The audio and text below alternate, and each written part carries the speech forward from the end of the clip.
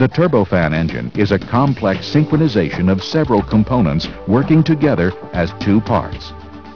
A core section that produces power to drive the propulsor section that produces thrust. Thrust is a force created by the acceleration of air. This phenomenon is simply an application of Newton's second law of motion, commonly expressed as force equals mass times acceleration. It is this force that propels the aircraft. To see how this thrust is developed, let's look at the internal workings of Pratt & Whitney's PW40-102 turbofan engine.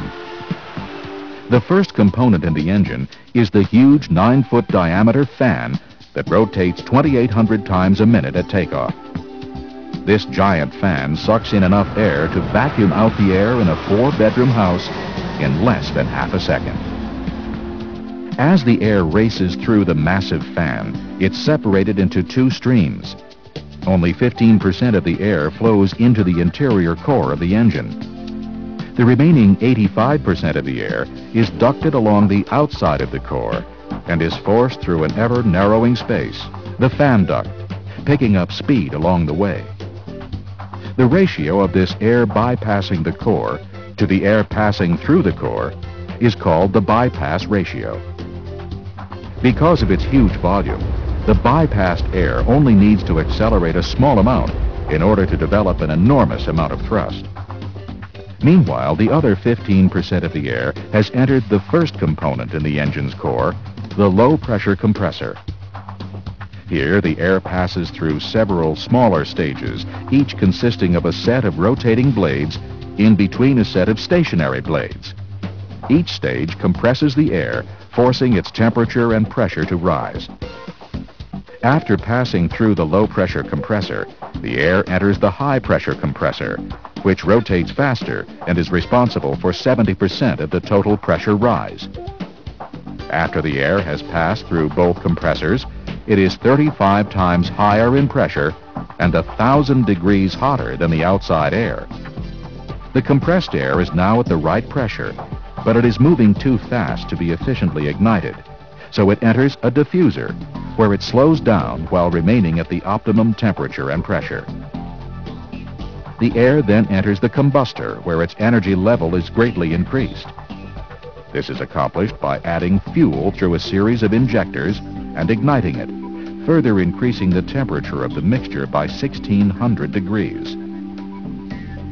The higher the pressure of the air, the more energy will be added during combustion, and the more efficient this process becomes.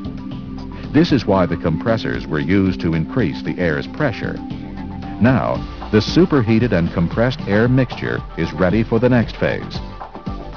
Blasting through the high-pressure turbine, the high-energy air spins the blades at over 10,000 revolutions per minute. These blades are connected to a shaft that runs through the center of the engine and drives the high-pressure compressor. In fact, the only purpose of the high-pressure turbine is to extract enough energy from the air to turn the high-pressure compressor. Together, these components make up the high spool. Next, the air passes through the larger low-pressure turbine. This turbine has two purposes. First, it extracts enough energy from the air to power the low-pressure compressor at the front of the engine core. These two components are connected via a second shaft, which actually passes through the center of the high spool. However, the second and more important job of the low-pressure turbine is to turn the large titanium fan blades up front. The fan is connected to the same shaft as the low-pressure compressor and low-pressure turbine. Together, these three components make up the low spool. Finally, the combusted air races out through the exhaust nozzle at the back of the engine to be accelerated one last time. The speed at which this gas exits the nozzle is called jet velocity. This exhaust stream produces only 20% of the engine's total thrust.